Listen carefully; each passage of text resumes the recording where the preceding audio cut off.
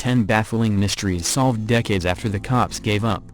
The only thing more intriguing than an ice-cold case is one that eventually thaws.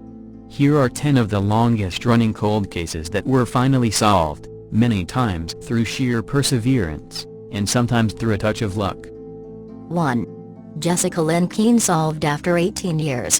It was 18 years delayed, but today, in the middle of a packed Madison County courtroom, justice finally came for Jessica Keene. Marvin Lee Smith, a convicted felon formerly from the Short North, stood up and admitted he raped and murdered the 15-year-old Westland High School cheerleader in 1991. Today, in a deal that spared his life, and prevented a death penalty trial that was supposed to begin March 9, Smith pleaded guilty to a charge of aggravated murder, with specifications of rape and kidnapping.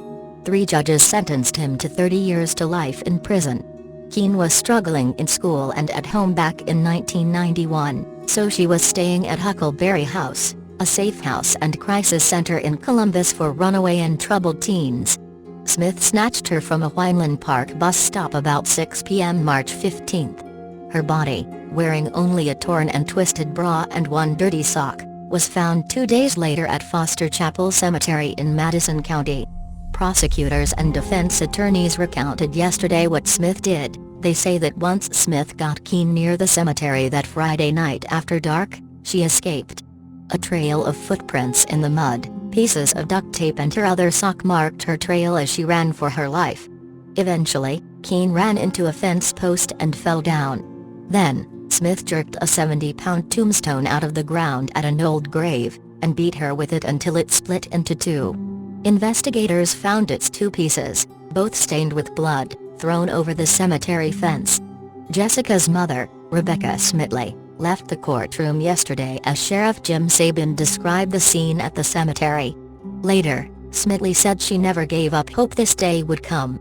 "I can still feel Jessica's heart beating as she ran for her life that day," Smitley said. "I can see her hiding behind tombstones and I can hear her praying. She has never forgiven herself. I wasn't there. I wasn't there to protect Jess, to kiss away her pain. I couldn't save her."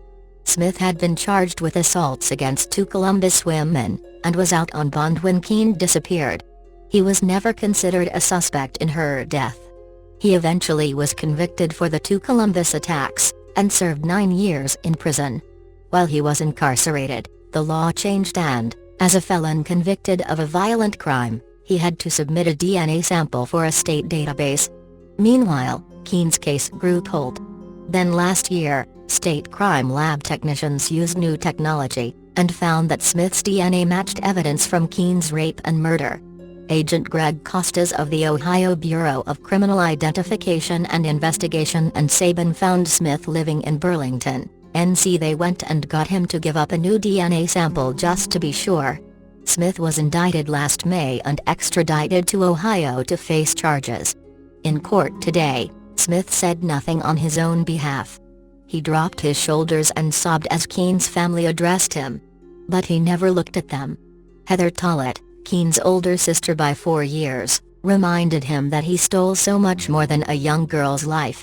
"Everything in my life is measured against her loss," Tollett said. "Time is marked before and after her death. I miss her so." 2. Cynthia Epps solved after 20 years. James Fountain seemed terrified when he called 911 to report a grisly discovery 18 years ago, stuffed inside a wooden nightstand left in the backyard of his Montana Avenue home. He told the operator he had found the chopped-up body parts of a woman. Fountain, who had come off as meek and soft-spoken, cooperated with the investigation into the murder of Cynthia Epps, a 29-year-old mother of 2 young daughters, according to police who probed the horrific 1994 murder. But last week, Buffalo's cold case squad detectives watched as the man, who had seemed so shocked by the mutilated remains, was arraigned in state Supreme Court on a charge of second-degree murder, accused of killing Epps and dismembering her body. He pleaded not guilty. Recently uncovered evidence led investigators to Fountain. More than a year ago, cold case detective Charles Aronica was sifting through unsolved cases involving the slayings of women in the early to mid-1990s. He was hoping that recent innovations in DNA technology might reveal new leads. The Epps case, from 1994, jumped out at Veronica. It had occurred during the city's worst year for homicides in modern times, 92 killings. In contrast, there were 36 homicides reported in the city last year. Her murder was horrific, and I knew if we got evidence, that this might be the last cold case I reopened before retiring next year, Veronica said. They went over crime scene photographs to identify where they might still find DNA evidence that would lead them to the killer, and they gave Erie County Central Police Service's Forensic Crime Lab official Paul Mazur a long list of items to be tested. Mazur put forensic biologist Michelle Lilly on the case. Months passed as Lilly conducted meticulous testing on the many pieces of evidence that were nearly 2 decades old. Finally, they got a break. DNA different from Epps was isolated. But whose was it? The cold case detectives already were suspicious that Fountain was the man they were looking for.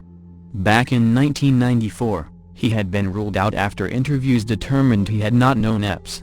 Detectives had no reason to suspect Fountain had anything to do with it because he had no connection to her, Redmond explained. Investigators were left to assume Epps' body parts, wrapped in a green blanket and placed in a wooden nightstand, had been randomly dumped in Fountain's backyard on the 100 block of Montana. But Veronica and Redmond learned that 4 months after the June 1994 slaying of Epps, a resident of Goodyear Avenue who lived only a couple of blocks away from Montana Avenue, Fountain was arrested for attempting to rape a woman. In that case, Fountain had placed the woman inside a box and locked her inside a bathroom at her home. Fortunately, she managed to escape, Redmond said. Veronica and Redmond busied themselves digging further into Fountain's past and discovered he had been convicted in 1977 of killing a woman in New York City. We would not have known about the manslaughter conviction at the time of the Epps murder because the records weren't as easily available back then, Redmond said. A check of the New York State Sex Offender Registry revealed that he was convicted in 1984 for sexual attacks involving 7- and 8-year-old girls in the New York City area. Sometime later, Fountain moved from New York City to Buffalo because he had relatives here, Redmond said. The detectives didn't have a hard time finding Fountain. He was at Central New York Psychiatric Center in Marcy, where he had been placed in indefinite civil confinement after he had completed his lengthy prison sentence on the attempted rape from 1994 and other charges. A judge agreed with the state's claim that he had a mental abnormality and, if released, would pose a threat to society. Obtaining a sample of his DNA to compare to the one found at the Epps crime scene was the next step. That also proved easy for the detectives. After Fountain's 1995 conviction on the felony attempted rape, a sample of his DNA was taken for a statewide criminal database. The results came back in October 2011. Lilly determined that the unidentified DNA taken from the Epps slaying matched Fountain's. Given what we now know about the Epps homicide, I believe this is proof that civil confinement works, Redmond said. Who knows what could have happened if he had been released?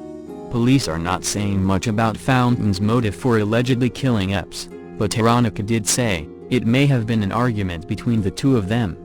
2 months ago, Redmond and Veronica interviewed Fountain at Marcy. And though the detectives declined to release the results of the interview, they said it went well. What surprised them was the manner in which Fountain conducted himself. A small man who presents himself as unassuming, Fountain was extremely polite, they said. The unexpected solving of the cold case has left the Epps family grateful that their daughter, sister and mother was not forgotten. This won't bring my sister back, and I will not be held hostage or victim for what he did to my sister, but I am very grateful to both detectives, said Epps' sister, Roxanne McKinney Cumberlander. Cumberlander added that when she saw Fountain in court last week, she realized he was a sick man. I forgive him and pray that he gets help and that God will save him, she said. Redmond said, the family's gratitude is overwhelming and makes our job meaningful.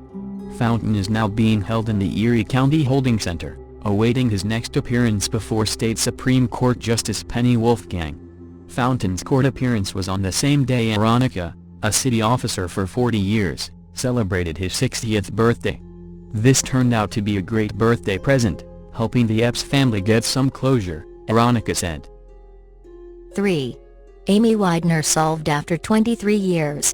Rodney Dank had kept his secret for more than 2 decades, when a cold case detective approached Indianapolis Police Sergeant Bill Carter 5 years ago. The detective wasn't familiar with Facebook, and he asked for Carter's help to navigate through a page dedicated to the memory of Amy Weidner. His interest in the case piqued, Carter eventually took it upon himself to investigate further. Last July, he found Amy Weidner's killer by matching a bloody palm print left at the murder scene with Dank's prints from an old misdemeanor arrest. Carter, a detective with IMPD's Nuisance and Abatement Unit, solved the murder case, his first one ever, and brought closure to a family that had given up hope after more than 2 decades. Friday morning, he was in the Marion Superior Court when Dank, 41, was sentenced to 65 years in prison. When I started looking at it, it actually wasn't assigned to anybody, Carter, a 14-year veteran with IMPD, said of the Weidner case. So I picked it up and decided to look at it and see what I can figure out. When I talked to the mom for the first time, her mom was to the point where she kind of lost hope. That kind of motivated me. The first step was to follow up on an old lead, stereo equipment that belonged to the victim's older brother, John Paul Weidner, which was stolen from the Weidner's house at the time of the murder. Who knew the stereo was there? Carter said.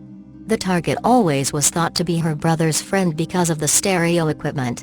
The question then was, which friend? Carter ruled out friends who could not have been there, or for whom there was no evidence of DNA or palm prints. Last June, he began interviewing neighbors, who lived near the Weidner's South Side home on East Terrace Avenue, where Amy Weidner was killed the morning of November 13, 1989.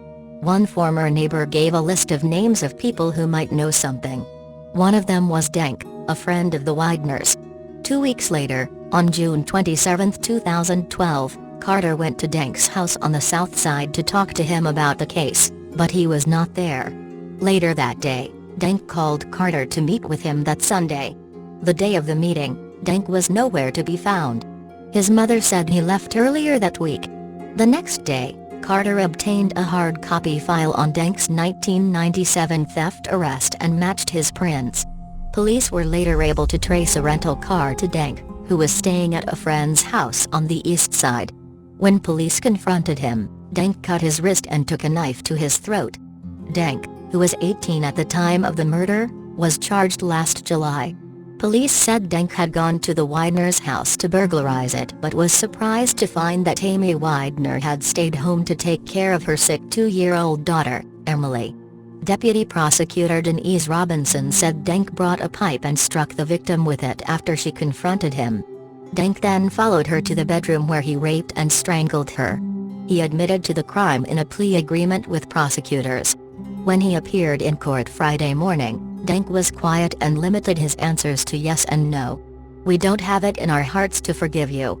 Amy's memory will be honored and we will never have any thoughts of you," Gloria Weidner told Dank on the stand. "You took away our sense of security and betrayed our friends and your friends, who are one and the same." As a teenager, Dank was one of John Paul Weidner's best friends. And even after the sentencing hearing, Amy Weidner's family couldn't look at Dank as anyone else other than a former family friend. "I thought I was going to see a monster, but who I saw was Rodney," Gloria Weidner said after the hearing.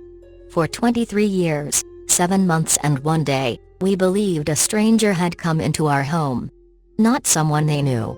If it's someone else, you can make him into a monster," John Paul Weidner said. "But someone you knew? I don't know. I can't process it yet." About 20 family members and friends attended the sentencing hearing. Most of them cried as Gloria Weidner read her statement on the stand.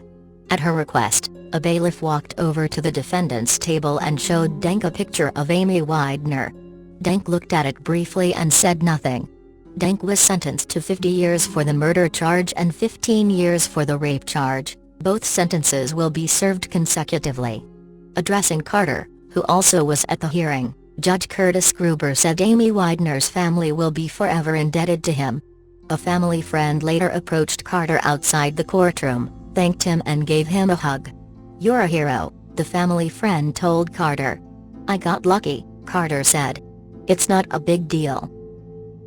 4. Martha Jean Lambert solved after 25 years. Authorities in Northeast Florida say they've closed the 24-year-old case of a missing 7th grader, but the girl's mother says she doesn't believe it.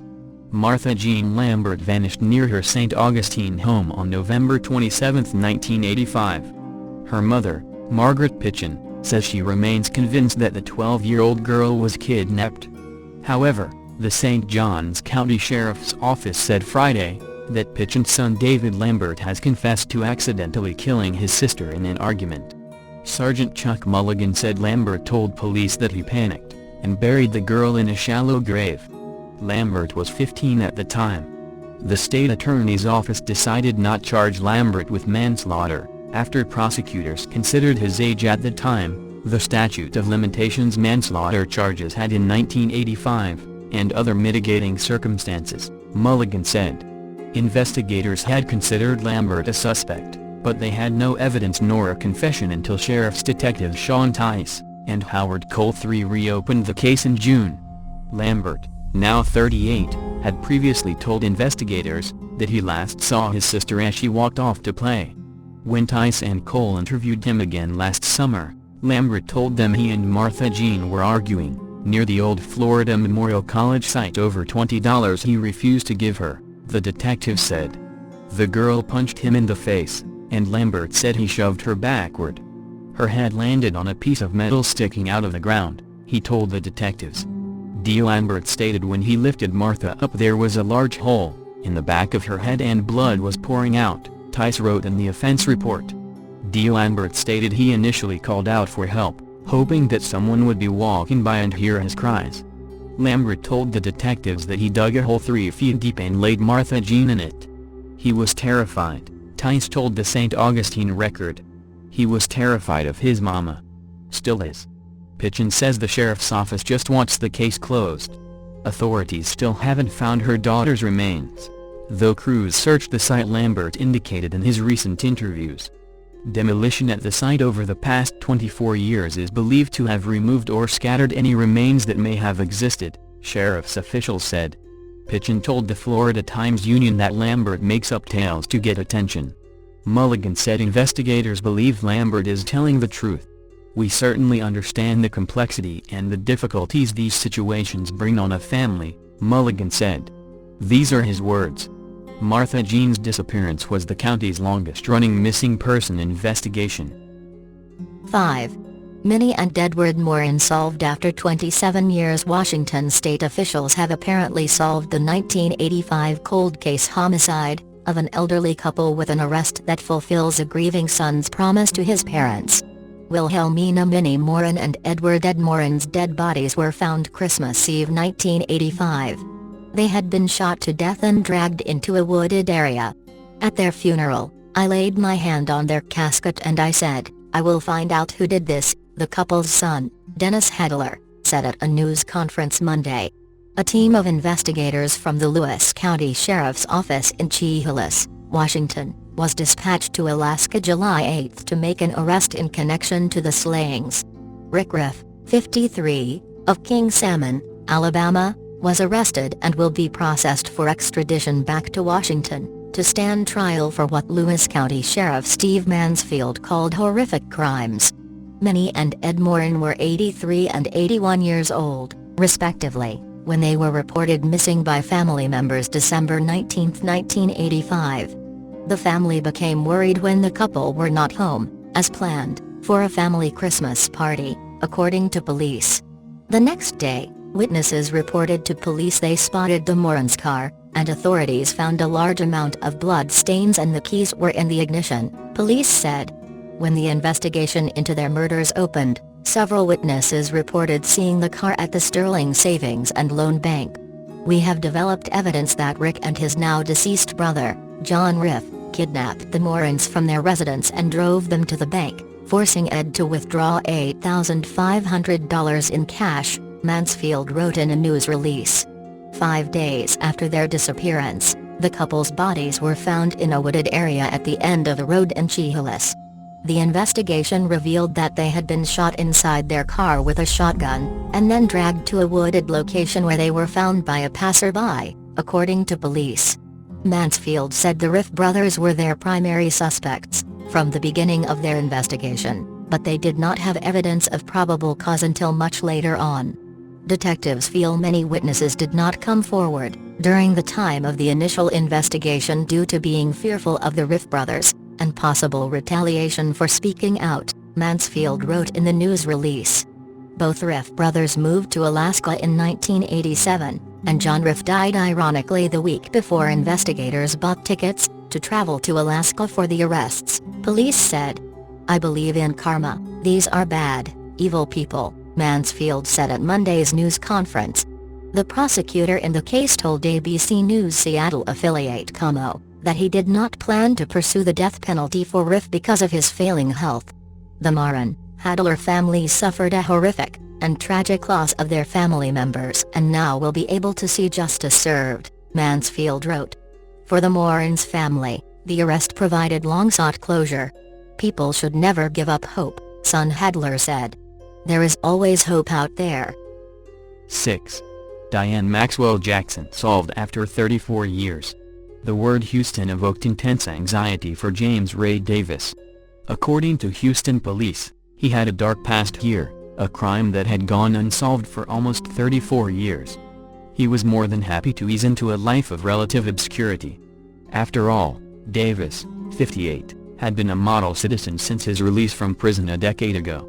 The unemployed man was quietly enjoying his freedom, living by himself in a federally funded housing complex in Texarkana on the Texas-Arkansas border. That came to an abrupt end Monday when he was arrested and charged with the 1969 murder of a Texas Ranger sister, who was raped and stabbed on her way to work in downtown Houston. The death of Diane Maxwell Jackson, a 25-year-old single mother, might have remained unsolved forever had it not been for her brother, David Maxwell, who asked Houston police to renew their investigation into the case several months ago.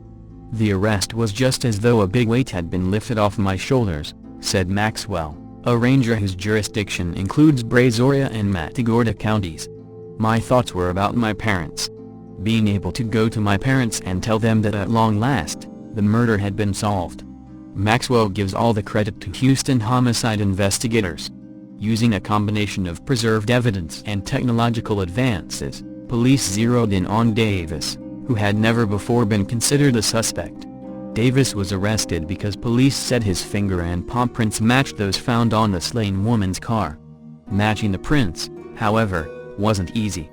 The prints, which an HPD employee found incorrectly stored in the 1984 archives, after more than a month of searching, did not match anything in the HPD's fingerprint database since Davis had never been arrested by Houston police, said HPD latent print examiner Debbie Benningfield. The state's database contained only Davis thumbprints, she said. After searches in the Houston Police Department and state databases turned up empty, the matching prints police needed to solve the case were found in the FBI's automated fingerprint identification system, which went online 3 years ago. HPD does not have access to the FBI's fingerprint database, so the Department of Public Safety searched the National Library on the police department's behalf, Benningfield said. That provided Benningfield a candidate list, and from there she made the match. On December 14, 1969, Jackson was killed after she was forced into a shack behind an abandoned service station at Jefferson and Austin. Several months ago, police did their best to sound optimistic when Maxwell asked them to take another look at the case. But the only witness had been dead for 10 years. Investigators' only hope was the 3 fingerprints and a partial palm print recovered from Jackson's Ford Mustang, which was stolen and dumped nearby. Since anyone walking by the car could have touched it, police would need a confession. On Monday, Davis was friendly when homicide investigators knocked on his door, inviting them inside. But as officers narrowed their questions to his activities in 1969 and 1970, then revealed they were from Houston, Davis was visibly shocked, they said. He was definitely nervous, said HPD Homicide Sergeant Jim Ramsey, the lead investigator. In fact, I handed him a photo of Jackson's car, and he acted like he didn't want to touch it. Davis eventually confessed to the slaying but didn't admit to the rape, police said. He agreed to go to the Texarkana Police Department, so authorities could take a good set of palm prints and a mouth swab. Police let him go and kept him under surveillance until they could get an arrest warrant. Because Davis didn't want the embarrassment of being arrested in front of his neighbors, police allowed him to surrender at a parking lot a block away, Ramsey said.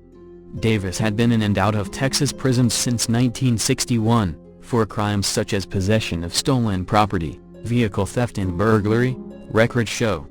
After he was released from prison in Huntsville, 9 days before Jackson's slaying, he stayed in a Houston hotel in Preston, Ramsey said. 1 month after Jackson was killed, Davis was arrested for auto theft and eventually sent back to prison. Police say they don't suspect Davis in any other slayings. Davis was arrested in 1976 in Waco for a similar attempted abduction, police said. That earned him another stint in prison. Davis was granted clemency and freed from prison in July 1992. He'd had no other troubles with the law until his arrest Monday, Ramsey said. 7. Robert Peterson, Anton Schuessler, and John Schuessler solved after 40 years. Maybe it was the memory of the old man opening his door and asking if John Rotuno was there to talk about the decades-old murders of the old man's son and 2 other boys. Or maybe it was Mr. Rotuno's belief that the man he helped put in prison for the murders had not done nearly enough time, had not suffered nearly enough for what he had done before he died this week in prison. Whatever it was, Mr. Rotuno, a special agent with the Bureau of Alcohol, Tobacco, Firearms and Explosives, who helped lead the investigation, choked up Friday while talking about the murders of 14-year-old Robert Peterson, 13-year-old John Schuessler and his 11-year-old brother, Anton Schuessler. I wish he would have stayed in longer just to linger, just to stay there, Mr. Rotuno said of the man, 74-year-old Kenneth Hansen, who died Wednesday at Pontiac Correctional Center. Still, he said, it's done. It's closed. Mr. Hansen's death put an end to a criminal case that has been part of the city's history for more than a half-century. In October 1955, the boys disappeared. Their naked bodies were found later in a Cook County forest preserve. The case went unsolved for almost 40 years. Then, during the investigation of another long unsolved case, suspected horse killings and the mysterious 1977 disappearance of the candy heiress and horsewoman Helen Voorhees Brach, Mr. Rotuno and his partner, Special Agent Jim Grady, came across people who implicated Mr. Hansen in the boys' slayings. In the summer of 1994, Mr. Hansen sensed the investigation was closing in on him, Mr. Rotuno said. He was asking a neighbor, "Are there any police around watching my house?" recalled Mr. Rotuno, adding that Mr. Hansen had even packed a suitcase to leave town, when Mr. Grady arrested him in August of that year. He was arrested on an arson charge in a 1972 fire at a suburban Chicago stable, and charged later the same day with killing the boys. During Mr. Hansen's trial, prosecutors contended that the 3 boys were hitchhiking when they were picked up by Mr. Hansen, 22 at the time, who took them to the stable where he worked. They said he sexually abused at least one of them and strangled them all.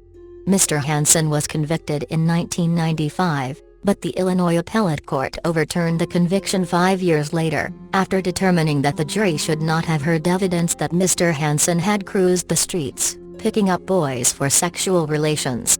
Mr. Hansen went on trial again in 2002 and, after deliberating a little more than 2 hours, a jury found him guilty again.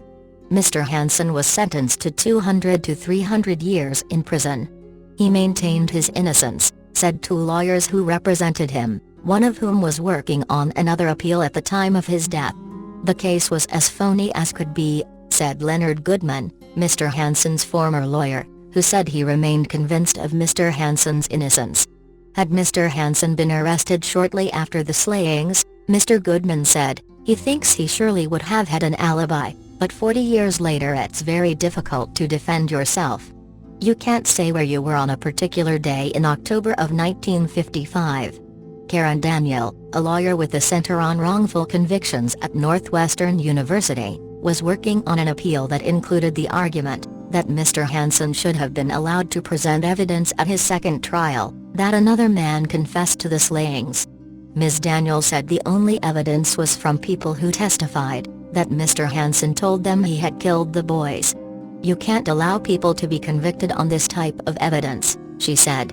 Though the appeal was still active, Mr. Goodman said Mr. Hansen had lost hope. But he wanted to keep fighting for his kids so they wouldn't have to live with a blemish on their name. Mr. Rotuno, though, maintains that the evidence against Mr. Hansen was overwhelming and that the case against him was a deadlock. He also said that in the years before he was arrested, Mr. Hansen preyed on hundreds of boys. He added, "I'm glad he's dead because now they can't say this or they can't say that. It's finally done." 8. Pamela Jackson and Cheryl Miller solved after 42 years. The 1960 Studebaker Lark was in third gear, with the keys in the ignition, and the lights on. One tire was damaged. And the remains of two girls, Pamela Jackson and Cheryl Miller, who disappeared in 1971 on their way to a party at a gravel pit in Union County, were in the cab. Those details emerged on Tuesday, as Attorney General Marty Jackley announced that neither foul play nor alcohol were part of the mystery that started as a missing persons case, and was investigated as a homicide in the early 2000s based on jailhouse testimony that turned out to be false. The two teen girls who have been missing appear to have crashed the car off the gravel road nearly 43 years ago, landing under the bridge until low water levels in Brule Creek revealed the wheels of the Studebaker last year, about 5 miles south of Elk Point and less than a mile from the gravel pit. All the evidence would appear to indicate an accident, Jackley said. The results put an end to speculation in the decades-long mystery, and brings closure to two families who've wondered about the fate of the teens, Jackley said. This has really been a tragedy for two families, a tragedy for an entire class and a tragedy for all of South Dakota to some extent, he said. A witness familiar with the case called authorities last September to report seeing the Studebaker's wheels poking up out of the water. Initial attempts to pull the car from the creek were unsuccessful, sparking a slow and exhaustive exhumation process. On Tuesday, Jackley presented the results of the search. Miller's purse was found, Jackley said. Inside it was her license, notes from classmates and photographs. The remains had been sent to the University of North Texas Anthropology Department for DNA testing after the State Division of Criminal Investigation dug out the evidence. The state had to submit further evidence to the university before the DNA tests could be returned, as well. The families declined to comment on the case Tuesday, but Jackley read a statement from them during the press conference. "Our day has come. Through this journey for answers pertaining to our beloved sister Sherry and dear friend Pam. We will now be able to finish the last chapter of this journey," the statement said. "With the help of all of our police forces, our family and friends, our family cannot thank you enough for the continued support you have given to us. We are now able to carry out our mother's last wish." Jackley also mentioned that Oscar Jackson died at age 102 and didn't know what happened with the disappearance of his daughter, Pam Jackson. The closure is now complete for the Jackson and Miller families, but another family was drawn into the fray a decade ago. 6 years ago, prosecutors indicted a state prison inmate on murder charges in the case of Jackson and Miller, who last were seen driving the car May 29, 1971. Both were 17. Charges against convicted rapist David Lichtken were dropped when prosecutors learned a jailhouse informant had falsified a taped confession with the help of another inmate. Investigators went to the Lichtken family farm in Union County in 2004, digging holes looking for personal effects of the girls. Jackley said Tuesday that the search was controversial, but that it withstood challenges in federal court. With that said, it's unfortunate that when we are searching, we disrupt things and we affect lives, Jackley said. Jackley told the Lichtken's attorney, Mike Butler, that the state would be returning whatever evidence still remains to the Lichtken family. Butler said the mistake should have been clear from the beginning. The voice on the supposedly tape-recorded jailhouse confession from David Lichtken didn't sound a thing like David Lichtken. Lichtken's past made him an easy target, Butler said. To me, it was clear-cut, Butler said. It's not enough to say we were doing our jobs. The problem was that they didn't do their jobs. The search was ruled legal by the courts, he said, but that doesn't excuse the sloppy detective work that called into question the character of an innocent, law-abiding family because of their relation to an incarcerated man. What happened to these two girls was tragic, but it was a car accident, Butler said. Kerwin Litkin, David Litkin's brother, was at the news conference on Tuesday, but wasn't satisfied with Jack Lee's appraisal of the search and investigation. "I just wanted an apology from Marty, but I didn't get one," Kerwin Litkin said. Kerwin Litkin was angry when he confronted Jack Lee Tuesday, but he said later that he hopes that people understand why. He and his family were evacuated from their farm for 5 days in a search that cast a negative light on them, he said. His son didn't go to school for 2 weeks because of teasing from his classmates. "How would you feel if it had happened to your family?" Kerwin Litkin said. "My 84-year-old mother, now 94, couldn't go home." He also says that he was interrogated and threatened with a capital murder charge himself, despite assurances from law enforcement to the public that the search was only about David. He says the family would have never filed their $400,000 lawsuit if the Attorney General's office would have apologized for their mistake. Despite his continuing frustration, Kerwin Litkin says the news of the accident does bring needed closure for the Miller and Jackson families. "I do feel for the family and I'm glad they have an answer. It was a tragic thing," he said. "Within a week of when this all started happening in 2004, I went to the Jackson family and told them we had nothing to do with it." 9.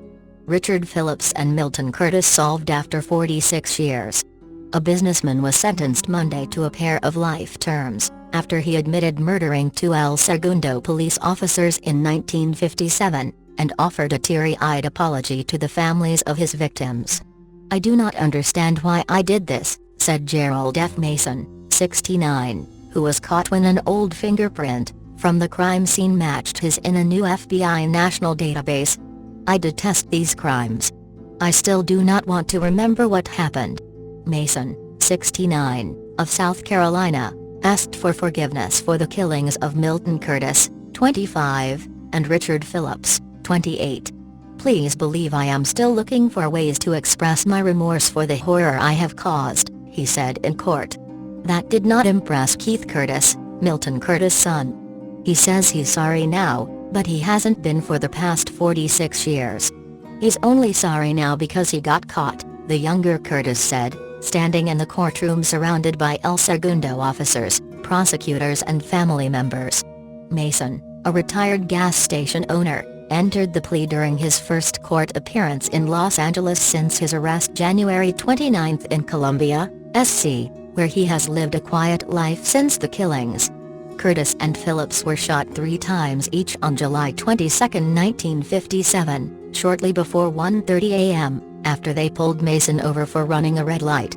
About an hour and a half before, prosecutors said, Mason robbed 2 15-year-old girls, and their dates at gunpoint in a Hawthorne Lovers Lane, and raped one of the girls. Mason's attorney, Gaston Ferry, said his client accepted what he had done, and wanted to save the victims the pain of testifying. Ferry said his client had written the statement he read in court. Mason's case, assembled by sheriff's investigators, led to disclosures that the Los Angeles Police Department has more than 6,000 prints from unsolved homicides that have not been forwarded to the FBI's computers for comparison. The Board of Police Commissioners is considering how best to correct the problem. Los Angeles County Dist. Attorney Steve Cooley said Mason had little choice in the case, given the evidence, which included the fingerprint lifted from the getaway car, handwriting records tying him to the murder weapon and 3 witnesses. In his dying act, Phillips marked his killer for life, said Deputy Dist. Attorney Darren Levine. One of the 3 bullets the officer fired into the getaway car struck Mason, he said. When detectives arrested him, they discovered a telltale scar on his back. In Los Angeles Superior Court on Monday, the officer's children told Mason he had scarred them for life. "Your cowardly act shattered our lives forever," said Caroline Phillips, the daughter of Richard Phillips. "You caused our mother to become a widow with 3 babies to raise alone." "There is no way to describe our pain," Phillips said. "There is no way to describe the emptiness and anguish we have felt all our lives without Dad. We cannot and will not forgive you." Keith Curtis, who noted that his sister died last year without seeing her father's killer brought to justice, said, "Gerald Mason, your family may be shocked, but my family has been devastated." Los Angeles County Sheriff Lee Baca, whose investigators made the case against Mason, attended. While advances in technology were key, Baca also credited generations of investigators who ultimately brought Mason to justice. "I thought this day would never come," said Sheriff's Deputy Howard Speaks, now 88, who had dusted the 1949 Ford for prints. Sheriff's forensic experts reviewing the case last September combined two partial prints of the same finger from the Ford's steering wheel, and submitted the result to the FBI. The match was from a 1956 burglary conviction.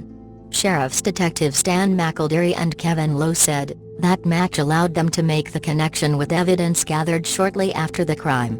The evidence was presented to Mason's lawyer before he entered the plea.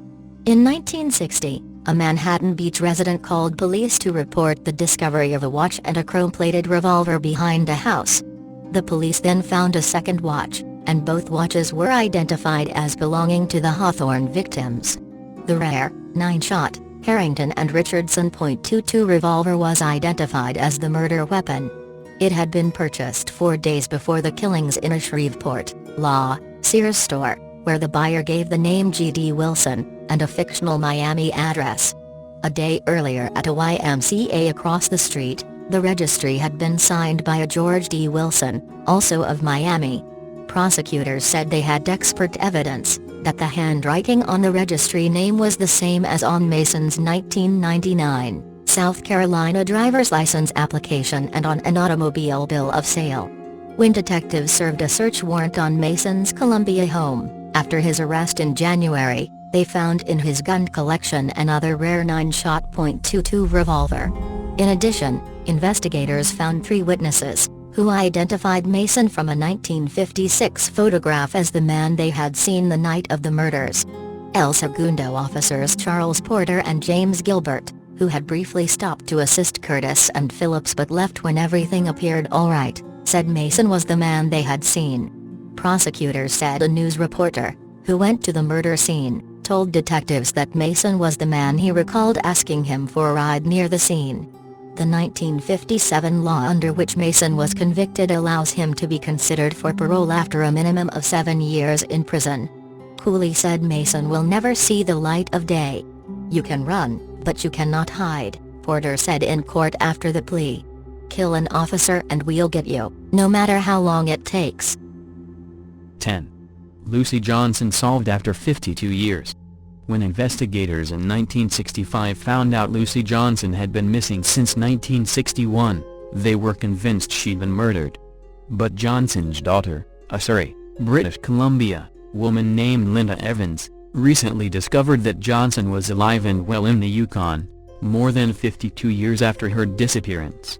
Evans says she was just 7 or 8 when her mother vanished from her Surrey home in 1961, NBC News reports. But her father, Marvin, didn't report her disappearance until 1965, prompting an investigation into possible homicide, and Marvin even being considered a suspect. For the past 52 years, Evans had assumed that her mother was dead. "I'm still walking around in shock," Evans told the Surrey Leader. "I thought she was dead because there's been no contact. Nothing." Evans has since learned that Johnson, now 77, is alive and living in the Yukon, and that she has 4 half-siblings. The search for Johnson reignited in June, when the Royal Canadian Mounted Police featured her disappearance as one of its oldest unsolved missing persons cases, the Surrey Leader reports. After seeing an article on it, Evans decided to do some detective work of her own, taking out ads in a British Columbia newspaper and researching on the internet. "We received a phone call from a woman in the Yukon who claimed that she had seen the picture of the missing person in the free newspapers, and said the missing person we were looking for was actually her mother," Surrey RCMP spokesperson Corporal Bert Pocket told the CBC. Soon after, police confirmed that Johnson had a second family in the Yukon. Despite her mother's unexplained disappearance, Evans told the Surrey Leader that she isn't holding a grudge. "I just hope I can be part of her life," Evans said. "I'll just give her a big hug and hope the words come easy."